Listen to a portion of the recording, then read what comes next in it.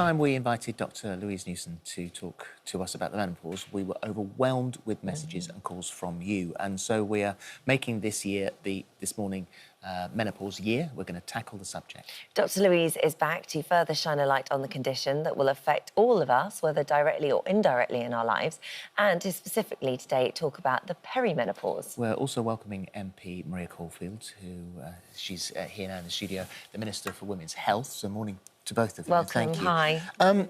We put a Twitter poll out yesterday asking our viewers if they'd heard of the perimenopause. Thousands of people contributed to our poll and a significant proportion of them didn't know what it was. Yeah. So should we start there? What is it?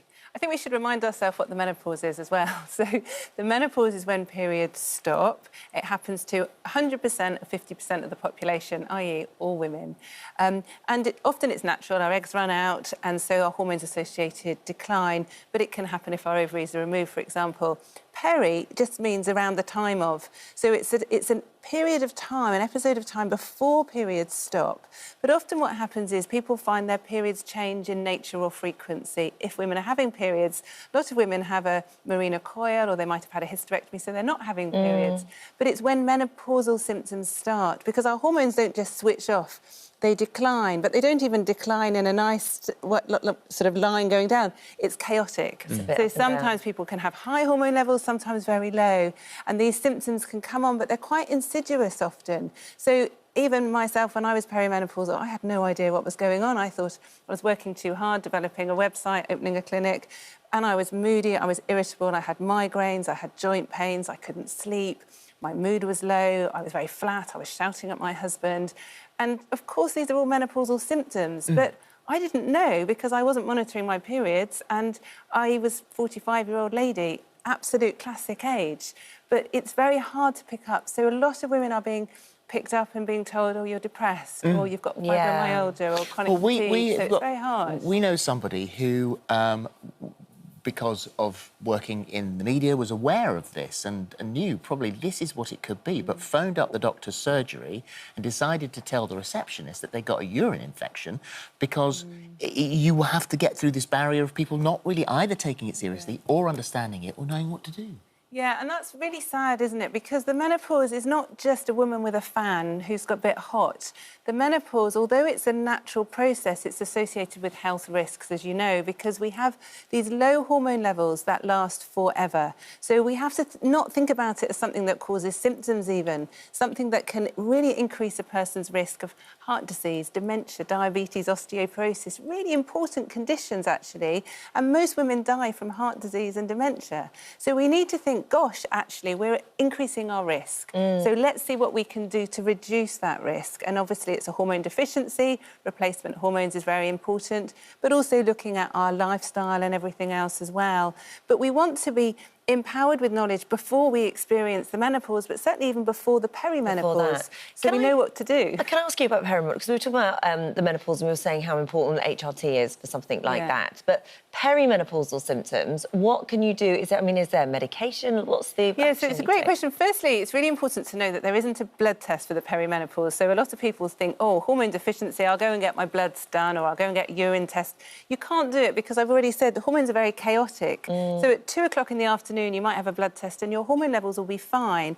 At 3 in the morning, when you're waking up drenched with a night sweat, of course your levels are going to be low, but you're not going to get a blood test done then.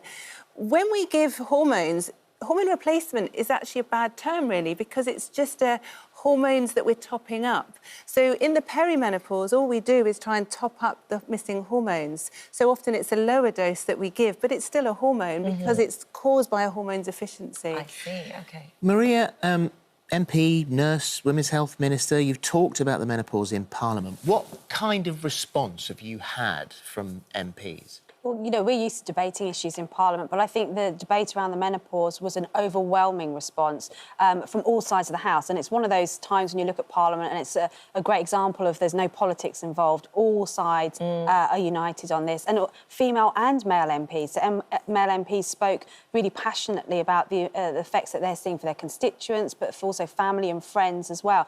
And one of the key things we've realised is that, you know, people across the board, whether it's women themselves or GPs or health professionals, really don't have a great understanding of the menopause. Yeah, why is that? Because, I mean, you're saying that, there's all these people there that they all feel, connected to this in some way, whether they're male or female. And yet it's only very, very recently that they've sort of sat up and paid attention to something that affects 50% of the nation. Well, we're doing the first ever women's health strategy for England at the moment, and we had over 100,000 responses to that. And overwhelmingly, whether it's the menopause, but earlier on in life, whether it's fertility issues, dealing with endometriosis, when you're older, dealing with osteoporosis, women generally don't feel listened to because they're told it's a natural part of ageing, giving birth is a natural process, so, why are you complaining if you're in pain or you're concerned? So for too often, women their health problems have been dismissed as just something that women go through. And actually, there are ways, such as Louise explains, around HRT,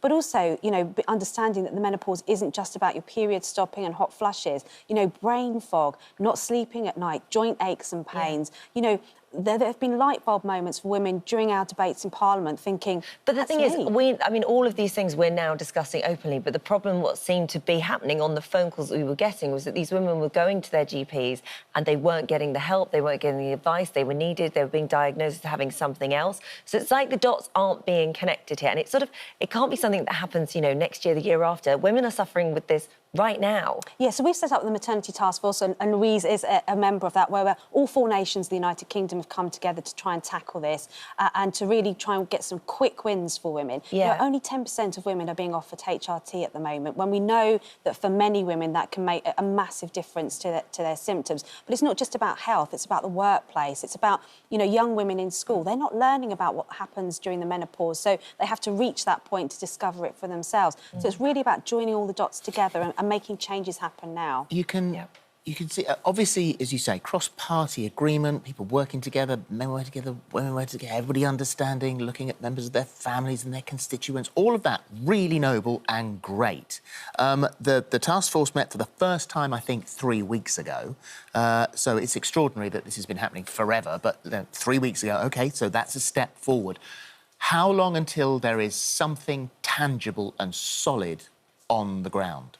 Well, some of the work we're doing already is around getting access to HRT and sending that message out that women should be offered HRT when they're coming forward with the sorts of symptoms that we've described, but also around the cost of HRT. So it's already in NICE guidelines that if women have been on HRT for 3 months and are stable and it's clinically safe to do so, that they can get 12 months worth of HRT and try and reduce that kind of repeat prescription issue. But we are also working on some real practical steps to help GPs and pharmacists to be able to dispense that really easily. So we're hoping that there'll be real progress on that fairly soon. What's the most important thing they could do? If they could work on one thing right now to change, what would it be? I think the most important thing is about shared decision-making, and it's about women being allowed a choice and women to be listened to. And actually, it's not about the percentage of women on HRT. It's about 100% of women who want their hormones back should be able to have them because we know there are more benefits than risks. Do you think you'll look back on this task force and this moment and that first meeting 3 weeks ago and think that's when it started to change? That's when we started to understand. I think things have been changing gradually, but isn't it amazing that the government are listening? People at power are listening, and so I really feel like if we can't get it right, then we're never going to get it right. So this is an amazing opportunity, to have Maria and Carolyn behind this. And Carolyn said at the meeting, didn't she, this has to be a meeting where we don't just talk, we want change. Well, that sounds good. And that's what we need. So, yeah, hopefully. Thank you. Thanks for your time. We'll see you in a bit.